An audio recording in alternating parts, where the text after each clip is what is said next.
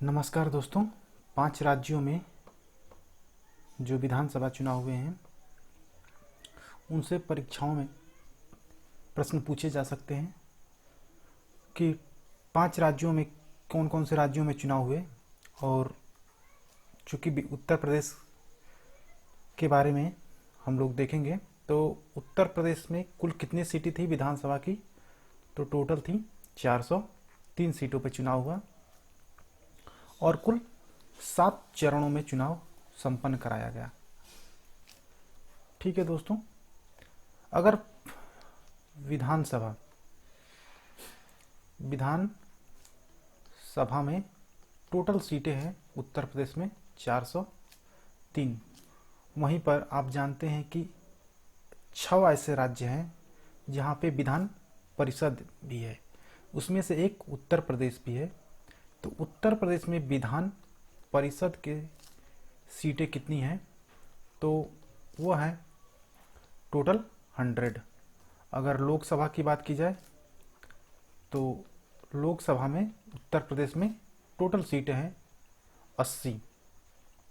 और राज्यसभा में उत्तर प्रदेश से कितनी सीटें हैं, तो वह है 31 सीटें हैं।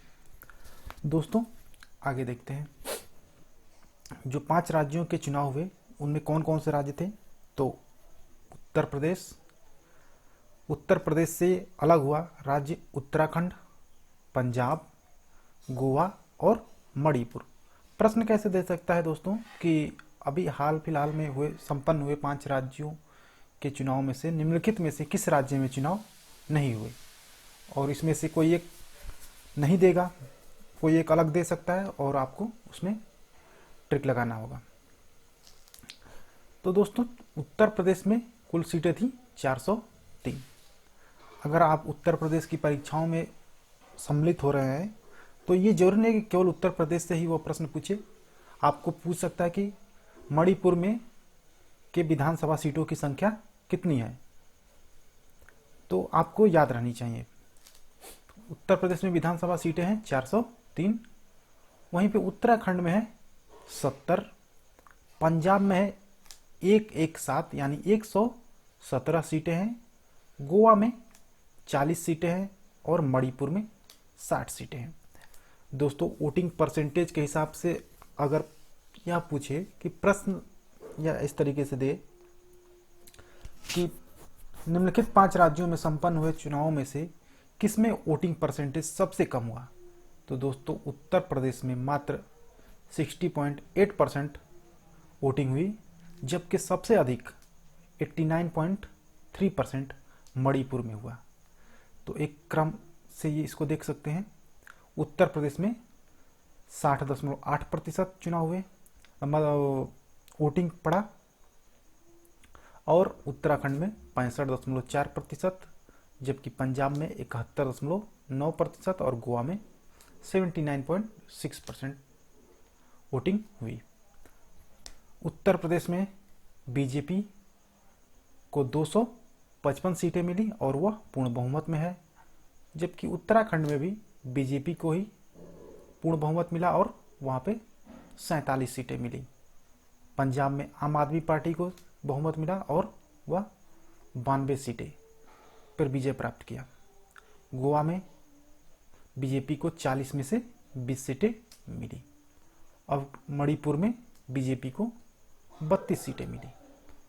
तो दोस्तों आप लोग जानते ही होंगे कि किसी भी पार्टी का जीतने के लिए 50% प्लस 1 वोटों की जरूरत होती है। जैसे गोवा की बात की जाए तो गोवा में वही मुख्यमंत्री बना सकता है वही पार्टी जिसकी आधे से एक अधिक, मतलब 20 + 1 21 सीटें जिसकी होंगी वह सरकार बना सकता है। तो यहाँ पे बीजेपी को मिली है 20 सीटें और एक अन्य जो है अन्य लोगों के सहयोग के वजह से यहाँ पर बीजेपी सरकार बनाने जा रही है। तो दोस्तों अब आगे देखते हैं। चूँकि हम उत्तर प्रदेश से हैं और उत्तर प्रदेश की परीक्षाओं में डिटेल पूछ सकता है, तो इसमें कौन कौन सी पार्टी को कितनी सीटें मिली, तो यह अपना दल अनुप्रिया पटेल वाली जो पार्टी है सोनेलाल, उसको मिले हैं 12 सीटें। और बहुजन समाज पार्टी को 1 सीटें मिली हैं। और जो लोग पूर्वांचल के होंगे उनको मालूम है कि यह सीट उमाशंकर सिंह जो रसना विधानसभा में है उनको यह सीटें मिली है। जबकि बीजेपी भारतीय जनता पार्टी को 255 सीट प्राप्त हुई। वही आईएनसी इंडियन नेशनल कांग्रेस को 2 सीटें प्राप्त हुई हैं। जनसत्ता दल लोकतांत्रिक, इसको मिली हैं 2 सीटें, जिसके मुखिया हैं रघुराज प्रताप सिंह उर्फ राजा भैया। और दोस्तों मुझे लगता है कि यहाँ से यह प्रश्न पूछा जा सकता है कि निषाद पार्टी का फुल फॉर्म क्या है। NISHAD ऐसे दे दे, पूछे कि निषाद का फुल फॉर्म क्या है। तो दोस्तों निषाद पार्टी का फुल फॉर्म है निर्बल इंडियन शोषित हमारा आम दल। एक बार फिर से देखिए दोस्तों, निर्बल इंडियन शोषित हमारा आम दल, जो 6 सीटों पे विजयी प्राप्त हुई। और RLD राष्ट्रीय लोकदल, जिसको 8 सीटें प्राप्त हुई। और SP यानी समाजवादी पार्टी को 111 सीटें प्राप्त हुई। वहीं सुहलदेव SBSP, इसको जो है सुहलदेव भारतीय समाज पार्टी SB, इसके भी फुल फॉर्म पूछी जा सकती हैं। SBSP यानी सुहलदेव भारतीय समाज पार्टी, इनको जो है 6 सीटें प्राप्त हुई, जिसके मुखिया हैं आप सभी लोग जानते हैं ओम प्रकाश राजभर, जो जहुराबाद कॉन्स्टिट्यूएंसी से विधायक बने हैं। और टोटल सीटें हो गई 403। दोस्तों आप लोग निषाद पार्टी का और SBSP इनका फुल फॉर्म पूछा जा सकता है, तो आप जरूर इसके ध्यान में रखें। क्योंकि दोस्तों यह जो इलेक्शन हुए उत्तर प्रदेश के, वह 7 चरणों में हुए। और इन इलेक्शन को कराता कौन है, कंडक्ट कौन कराता है इन इलेक्शन को, तो यह करवाता है भारत निर्वाचन आयोग। भारत निर्वाचन आयोग का जिक्र जो है आर्टिकल 324 में है। दोस्तों यह 3 सदस्य टीम होती है, जिसमें एक चीफ इलेक्शन कमिश्नर और 2 अन्य चुनाव आयुक्त होते हैं। एक होते हैं मुख्य चुनाव आयुक्त और बाकी 2 ये चुनाव आयुक्त होते हैं। इनके तीनों के पावर जो होते हैं वह बराबर होते हैं और सैलरी भी बराबर की होती है। अगर कोई भी मतभेद आता है तो बहुमत से निर्णय लिया जाता है। शुरू में इलेक्शन कमीशन जो था भारतीय निर्वाचन आयोग 1 सदस्यीय टीम थी, केवल उसमें मुख्य चुनाव आयुक्त ही होते थे, लेकिन बाद में यह 3 सदस्यीय टीम है। दोस्तों आर्टिकल 324 देखिए 3 सदस्यीय टीम है और 24 घंटे अगर काम करेगी तब जाके इलेक्शन को अच्छे तरीके से कराया जा सकता है। तो यहां से आप याद कर सकते हैं कि 324। इसी तरह 124 आर्टिकल जो है वह सुप्रीम कोर्ट के बारे में है। तो यहां से 324 और 124 आप रिलेट करके याद कर सकते हैं।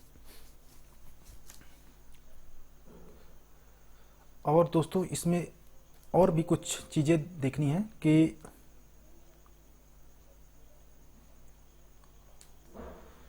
देखिए दोस्तों इलेक्शन कमीशन के बारे में कुछ और चीजें देख लेते हैं।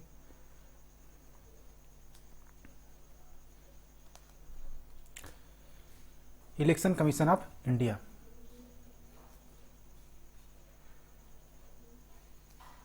Election commission of India Bharat निर्वाचन आयोग का जिक्र आर्टिकल 324 में है।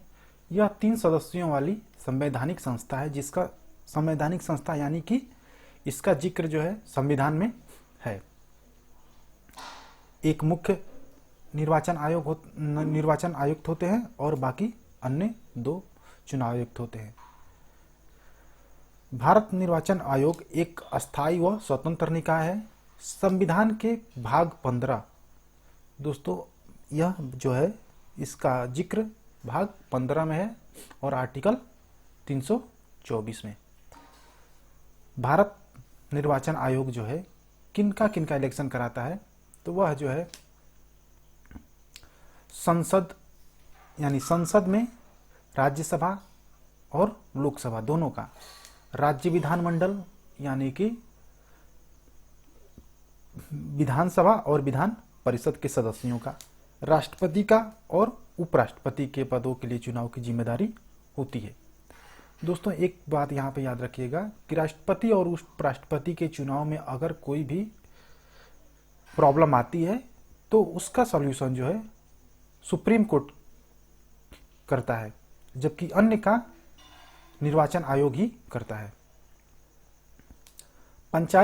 राज्यों के पंचायत चुनाव और निगम के चुनाव से इसका कोई संबंध नहीं, यानी कि जो पंचायत चुनाव है वह राज्य निर्वाचन आयोग कराता है, ना कि भारत निर्वाचन आयोग। 1 और 2 का कॉम्बिनेशन होता है, एक मुख्य चुनाव आयुक्त होते हैं और 2 अन्य चुनाव आयुक्त होते हैं। दोस्तों इलेक्शन में कुछ कॉमन टर्म यूज होते हैं जिनका फुल फॉर्म पूछा जा सकता है। ECI यानी election commission of India, BU ballot unit, CU control unit. VVPAT क्या होता है? वीवीपैट होता है voter verifiable paper audit trail. चुनाव आयुक्त की नियुक्ति कौन करता है? इनकी नियुक्ति राष्ट्रपति द्वारा की जाती है। तीनों निर्वाचन आयुक्त का वेतन और भत्ते वो अधिकार समान होते हैं। कार्यकाल की अगर बात की जाए तो इनका कार्यकाल 6 वर्ष या 65 वर्ष जो भी पहले हो, यदि वो 6 वर्ष का टर्म न पूरा करके पहले 65 वर्ष की उम्र पूरा कर लेते हैं तो उनको वहाँ पे रिटायर होना पड़ेगा, या अगर वह 60 साल की उम्र में ही 6 वर्ष का कार्यकाल पूरा कर लेते हैं तो भी वहाँ से उनको रिटायर होना पड़ेगा। हटने के लिए वही प्रक्रिया है जो सुप्रीम कोर्ट के जजों की हटाने की है।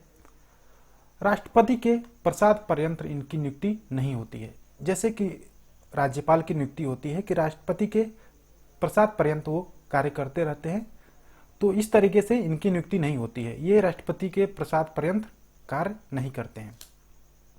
दोस्तों वीडियो कैसा लगा? वीडियो अगर अच्छा लगा हो तो लाइक कीजिएगा, चैनल को सब्सक्राइब कीजिएगा। धन्यवाद।